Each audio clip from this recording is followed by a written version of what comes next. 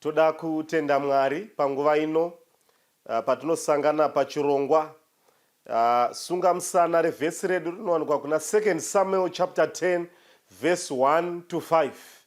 Ngati verengei inoti, shure kwaizvozvo mambo wavana vaAmoni wakafa, Hanuni wakabata ushe panzvimbo yake.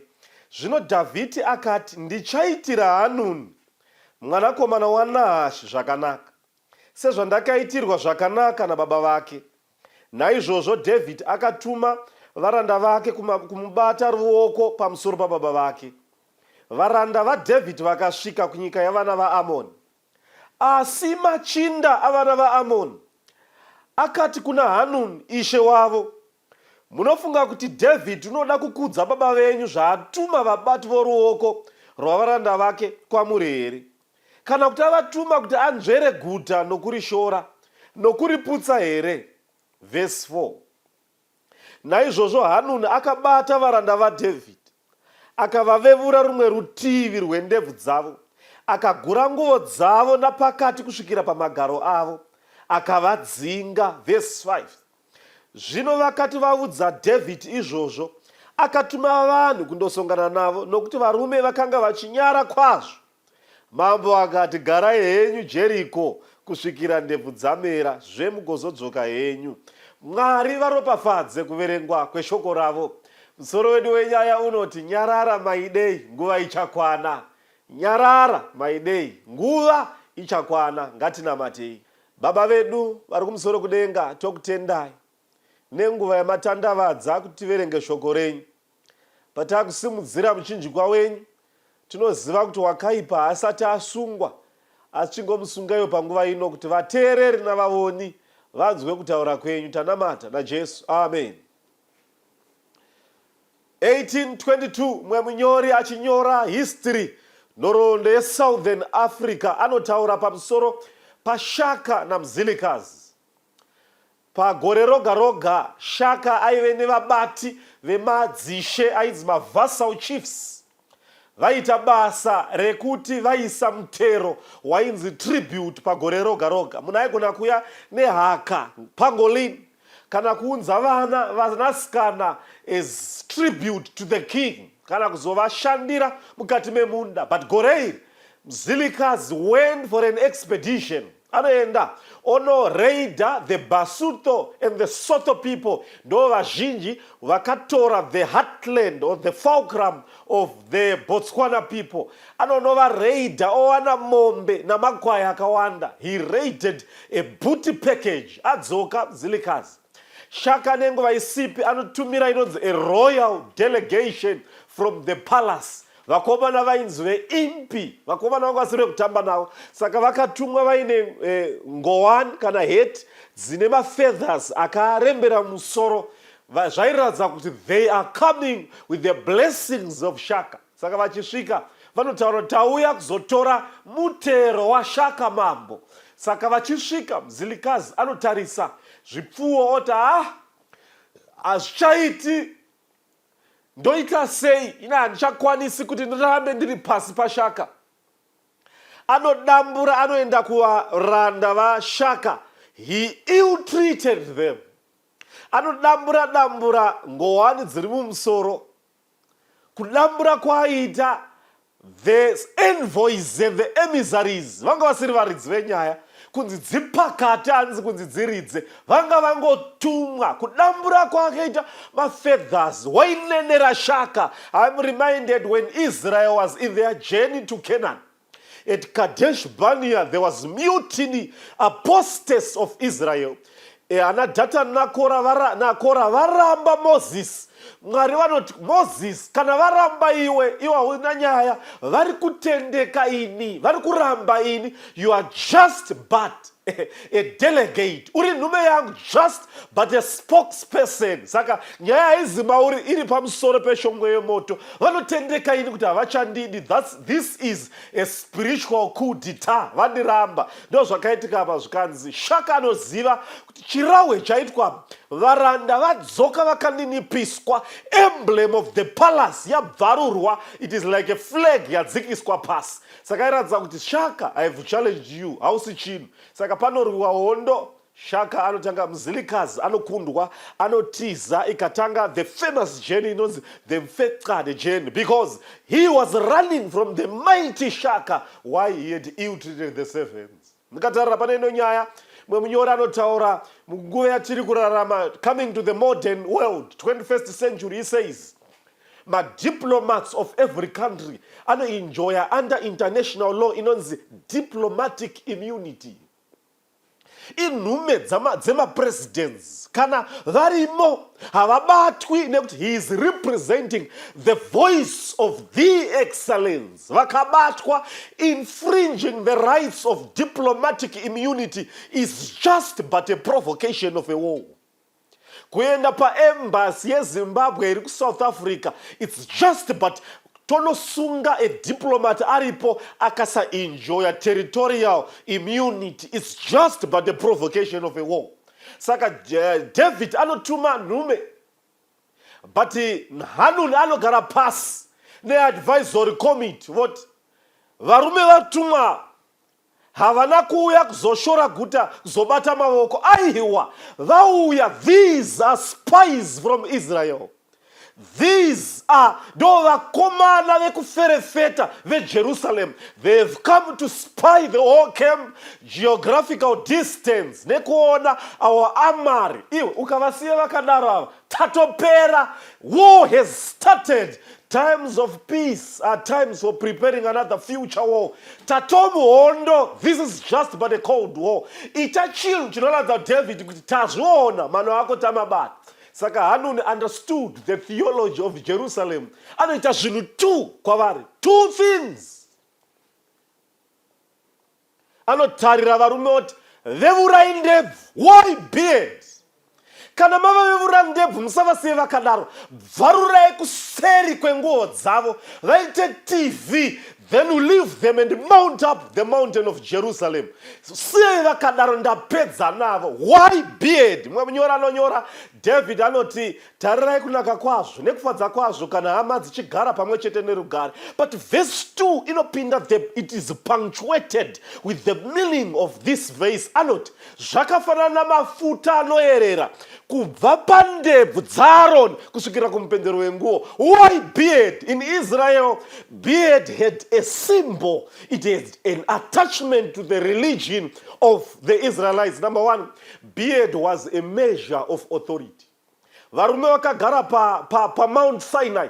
Vangasirana mafikizolo. These were 70 elders of Israel. They had long beards. Zanga dzachena, ndebvu dzakachena, dzaiti dzikaonekwa nevakadzi nevana. It was a measure of authority. Kwaive kuradzwa kwesimba, kuyerera kwendebvu. That's why zvanzi mafuta kubva kundebvu dzaAroni. Up from the center down. Zvaimirechi, it was a celestial terrestrial relationship. Zvairatidza kuti ukama heaven and earth. Beard represented the heaven, whereas the food represented the earth. Saka ndebvu kubviswa kwadzakaitwa, Hanun aiti ndabvisa simba kwauri David, handisati ndauya, but I have usurped power and authority. Simba ndatora. Sezvo ndaitira varanda, ndaitira newewo. That's number one. Number two, ndebvu, it was a status of dignity and prestige. Kuvevurwa kwavakaitwa ndebvu, they were humiliated. Vakaninipiswa. Kuninipiswa kwavaranda, it was just but a direct provocation to David that I have humiliated you in your position. Saka vakavevurwa ndebvu. That's number two. Number three, ndebvu dzaimirirei. Ndebvu, it was a sign of spiritual maturity. Kuti varume ava, the outward index reveals the inner adornment of the heart. Kuchena kwevhudzi. They were veterans of history of Israel. Nekukura pakutenda. These were mature men. Rangarai paya kuna Numbers chapter 16. Varume vakatumwa kunoshora guta. Pakachuzwa elders and captains from the 12 tribes of Israel. Kunoitarisa Canaan and coming with the report. Mwari kana achituma a delegation, avatumi vanhu vasiri vebasa. Apa mare dzavarume dzakavevurwa ndebvu. Ranga remzoro wenyaya nyarara maidei nguva ichakwana kwakuvevurwa ndebvu. Why akavevura ndebvu? He never injured themselves, but an emblem of power, prestige and maturity yakabviswa. Saka vanobviswa. Saka vana vaiti vakaona madhara achifamba ndebvu dzakachena vaiziva kuti these are emblem, these are libraries of Jerusalem. Dura rezivo kana toda kuvhunza Mwari, which Mwari wedu akambobvepiko, vaiziva kubvunza vadhana kuti pa Red Sea zvakafamba sei, pa Mara zvakafamba sei, pakutsemurwa kweJordan Jericho rakadonha sei. These were men who had the remnants of Israel. Saka vakaveurwa ndebvu. Saka zvairadza number 1, tati kuveurwa kwendebvu kwaimira kubviswa kweauthority, kubviswa kwepower. Number 3, kubviswa kwedignity and prestige.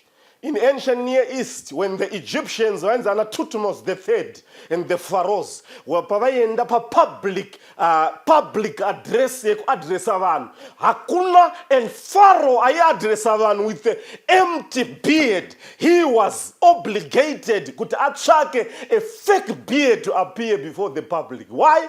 Because a beard brings honor, prestige and authority. Ndezvenguva iyoyo ndebvu dzaimirira power and authority. Saka akaveurwa ndebvu. Satan waiziva zvaaireva kuti arume endai, go and mount up the mountain of Jerusalem.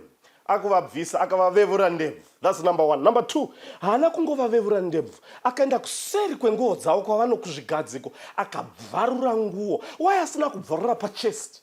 Why asina kumaita maminiscats? Akabvarura seri akaziva kuti it's a sign of mockery. Mukaverenga Isaiah chapter 20 to 25 inotaura pamusoro pe the sons of Cush, the Ethiopians. Vakaiswa zvikanzi famba Isaiah usina kupfeka ndozvandichaitira chiga to the careless Ethiopians and Egyptians. Zvichiparidza zvaizoitika colonization yaizouya, vaifamba matroks emaships very naked, a sign of slavery and mockery. Zvairatidzeko kuvatana vechijudha avo vakanga vauya, zvaivaratidza kuti they were reduced to the state of mockery and slavery. Vanga vasiri chinhu.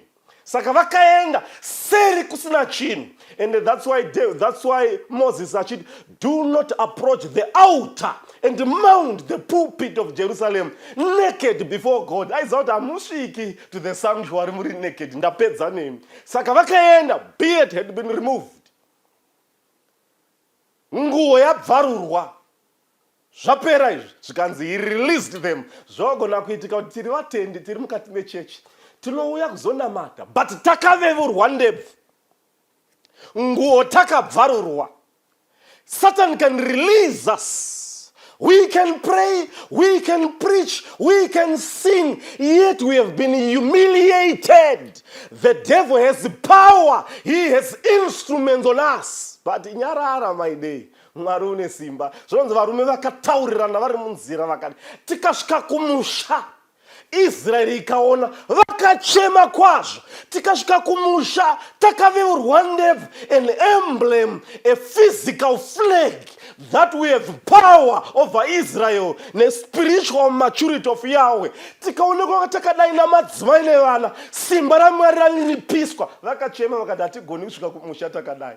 The flag has been removed. Saka vakaita sezvikanzi vakaungana paJericho vakachema kwazvo. Nhume dzikatumwa zvikasvika kuna David. Even David, mukaverenga parable yeJericho, story yeJericho, zvaitoreva kuti munhu aitoti kana achibva from Jericho waitodzika kumawere. Saka from Jericho to go to Jerusalem, you were supposed to climb an uphill. Saka varume vachema vakagara paJericho. David anoburuka anochema ovatarira obva ati, varume nezvamakaita izvongu ndazviona, but garai paJericho kusvikira ndebvu dzamera.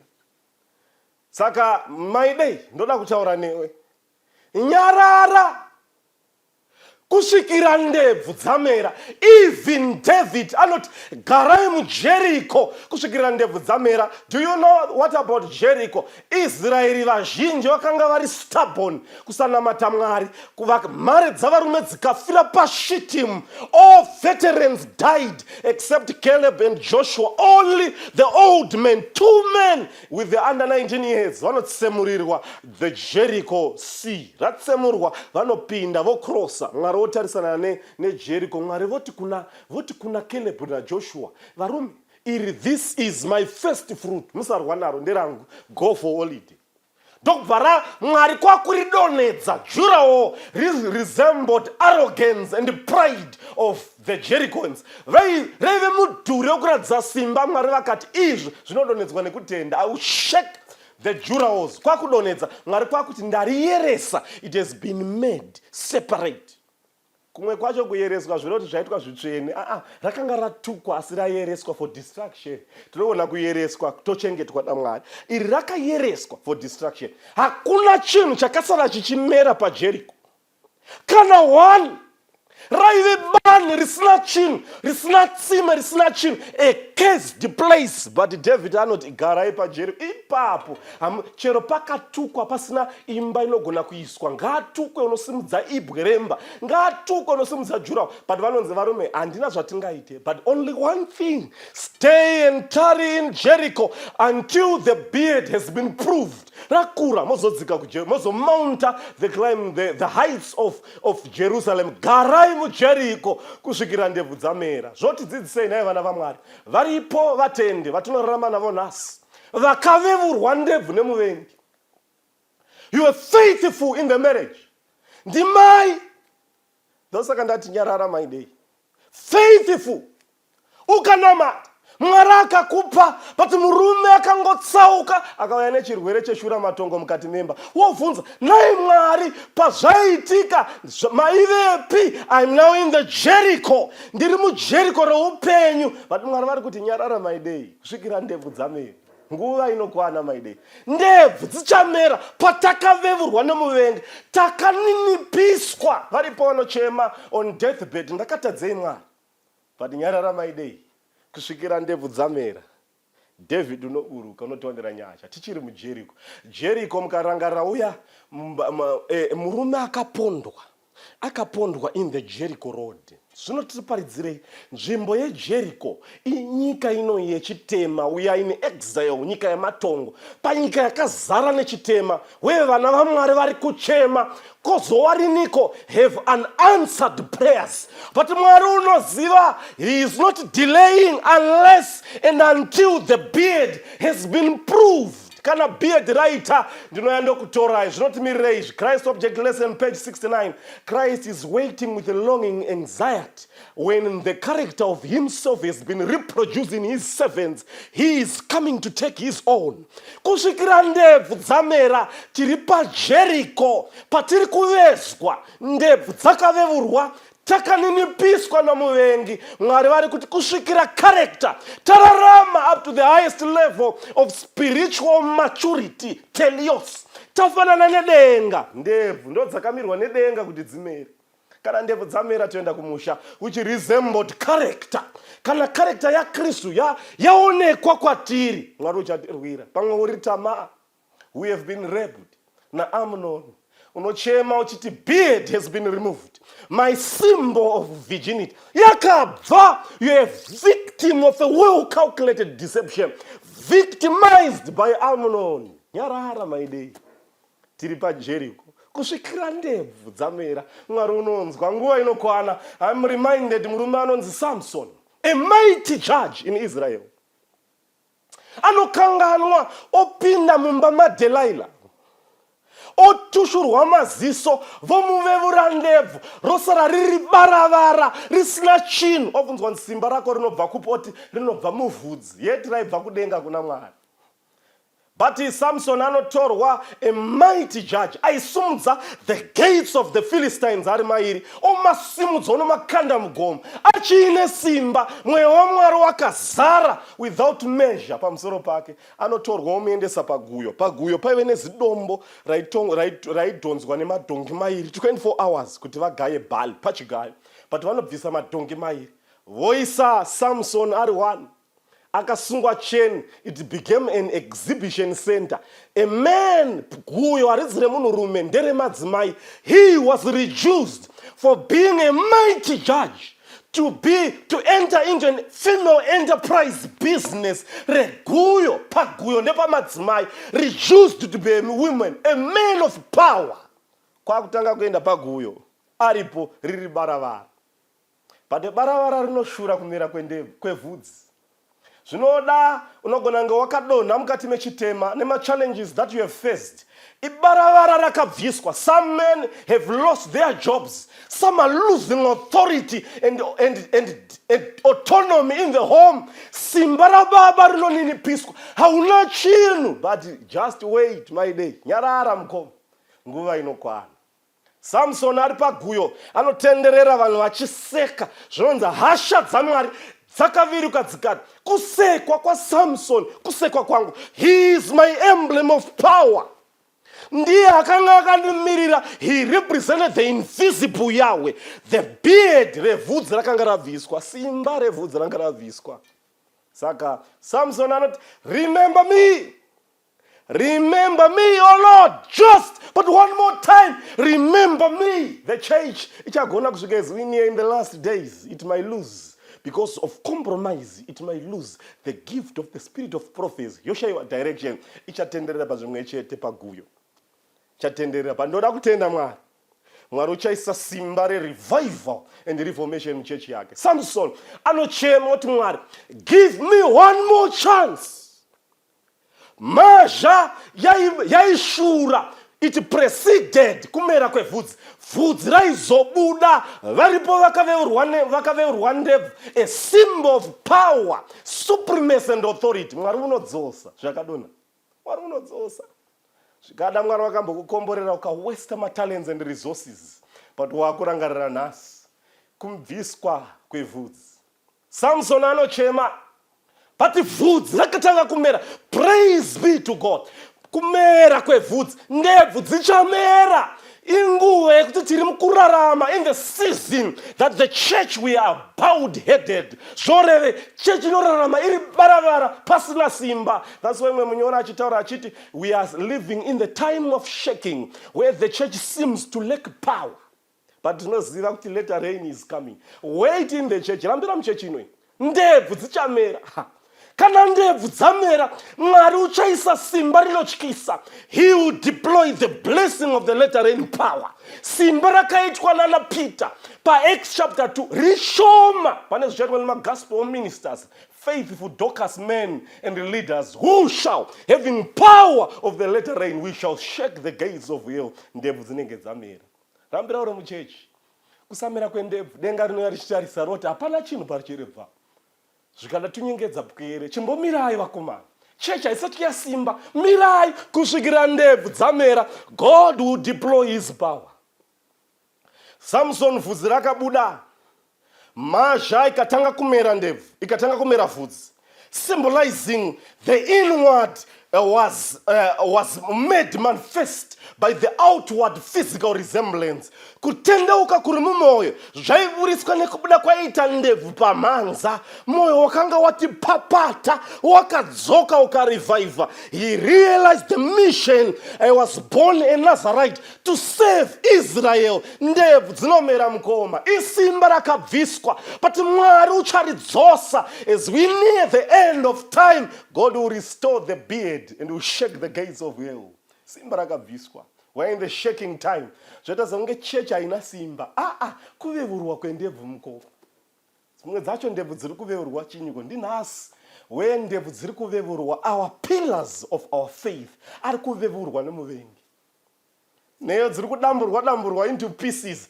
Kuveurwa kwendebvu. But praise be to God. Kune varume vana Nehemiah vachaburitsa Nehemiah chapter 13. They shall move away the Tobias in the church who are spies of the church. Hamadza Eliashib. Some are being invited to take the reins of power in the church. Why? Because vana Tobiah avazivekwa Israel, but mukwasha wa Eliashib. Sakanopiwa position in the church. When one to die is circles of relatives to take power in the church and compromising yet tarnishing the image of God. The Nehemiahs and the Ezras will rise and make a revival, cleansing of the sanctuary and the temple. Paitwa cleansing in heaven, panyika paitwa hands doctrinal cleansing. Varumonga vasingarari, vachisuka dzidziso dzenema, vachibvisa kunze. This zvichaitika mazuva ekupedzisira, ndebvu dzichamera. Aripo ane munamato anoti Mwari, ndakachengeta vana nevana vevanin'ina nevavakoma, hakuna kana akandichengeta. Unorarama uchitambudzika, but mai nyarara maidei, nguva inokwana, ndebvu dzichamera. God will answer the prayers. Mwari uchaisa simba mukati mechechi yake. Indebvu dzakabviswa. Satan is in the business to humble the servants of God. We are tunofanira kuona the eyes in the glasses of the meta-narrative of the great controversy issues. Either uri kurutivi rwa David or uri kurutivi rwa Hanun. God is ready to protect his servants. But Mwari pane zvaachatendera. Kune guyo richatenderwa naMwari kuti tichararama tiri pa planet Earth but tiri muJericho paddock. Mwene mwani paddock rake reJericho ramatambudziko hasi kuti atipedza. Matambudziko mwe anonyora chiti affliction is the furnace of purification. Mwe munyoro but adversity is the fertilizer for revival. Church ya Mwari inomuka nekuwana simba when it is confronted with the challenges. Mamwe matambudziko achasiwa naMwari to revive his church. Varipo vakavevurwa ndebvu nemuvengi. Vanobvunza kuti ko Mwari wacho watinonamata ndeupi? Mwane cancer, mwane zvirwere zvisingarapiki. Kuvevurwa kwendebvu kana uchifa fira uri muna Kristu. David arambe akanyarara. David anotumira Joab and his top 30 army, including Uriah the Hittite, was among the top 30 of the army. Otivarume endai munokomba the Ammonites and take power. Jesu arambe akanyarara when his servants are being humbled. Nemuvengi. Ngwana nguva ichakwana. He will avenge for justice. Second coming. He is coming with the mighty angelic host to take control and power. Azvirambe zvakadai mukoma. Chero mukafa muguva. Musa, MAIDEI, nguva inokwana. Time will arrive. Nguva ichakwana. Second coming is coming. He is God of the present and the future. Anoita nepanoda napo. Vakafa muna Kristu vachatanga kumuka. Nesu vapenyu muchaona kusiyana kweunoshumira Mwari neusingashumiri Mwari. Ndoda kunamata nevana vaMwari vanoti takavevurwa ndebvu nemuvengi. Chitema chinonyadzisa. Satana wakabvarura nguo to make it a public spectacle. Varipo vanochema vari muJericho because of sins. You are in your Jericho road. Stay there. Little, it's an oxymoron. New Testament, Israel stay in Jerusalem. But in the Old Testament, one stay in Jericho, the caged place. God is able to take you from the caged place and realize your weaknesses. Mwari achaisa simba mukati mechechi yake. Toda kunamata newe pewe you are facing challenges. Indebvu dzakamera, dzakabviswa, but dzinomera. Handizivi chakabviswa. Zvikada wakambobvisa numbu. But hauchabare mwana. But Mwari unogona kudzorera ndebvu dzikamera. He still has power. But Mwari unoita simba rinoshamisa. Believe in him. Usaramba wakatarisa dambudziko. Munyoro wandinoda anoti maJudha anoshandisa inonzi act before they think. But the Western and Eastern schools of our thought anoti think before you act. KuchiJudha Mwari vachiti kuna Abraham simuka uende Canaan. He acted before he think. Hana kubvunza kuti kwandiri kuenda ndekupi. He acted. He did not think. But the schools of thought of our today, Eastern and Western knowledge, whether it's Pan-African knowledge of Africa, they think before they act. Saka uri muJericho, don't think, act on God's promises. Is able to take you through. Katiwane nguva yekunamata. Baba vedu vari kumusoro kudenga. Tokutendai panguva yakadai. Ichokwadi varipo vakavevurwa ndebvu nemuvengi. dzimwe nheyo dzedu dziri kuvevurwa. saSamson akasara ari baravara riri mhazha, chero paine zvakabviswa nomuvengi zvinoshura kana tikanamata tikakonfesa. Mwari muchaita a mighty revival and reformation. Ndebvu dzichamera. Kana dzamera kumusha tinoenda. Kana dzamera later rain muchaisa. Kana dzamera blessings will come. Even on Job pakamera ndebvu makamuropafadza. Tiitire zvakanaka. Musimbise sangano renyu patinovevurwa ndebvu. muJericho munorwadza. Some will move away because Jericho it's a caged and painful place. But tichengetei munyasha. Tanamata na Jesu. Amen. Ndiri kufungane kunaka kwenyika iyo ndichasvika kowira netsitsi ndichamira namuponesi ndichawa nenyeredzi here ndichawa nenyeredzi here chiremba umane ruzuva rovira ndomuka ndaponeswa towe kumusha ndichawa nenyeredzi here musimba ratenzi ndoda kunamata ndiwe semuwani wemweya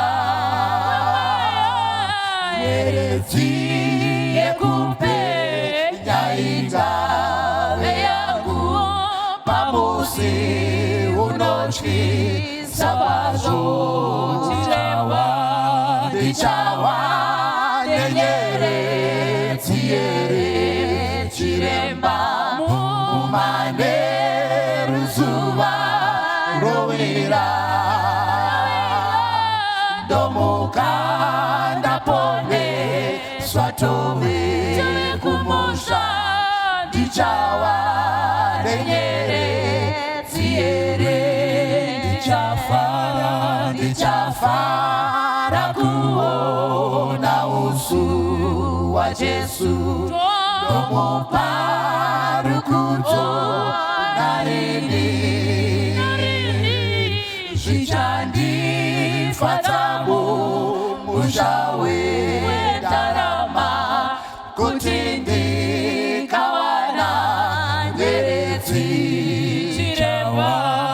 ndichawa nenyeredzi here chiremba umane ruzuva rovira ndomuka ndaponeswa tove kumusha ndichawa nenyeredzi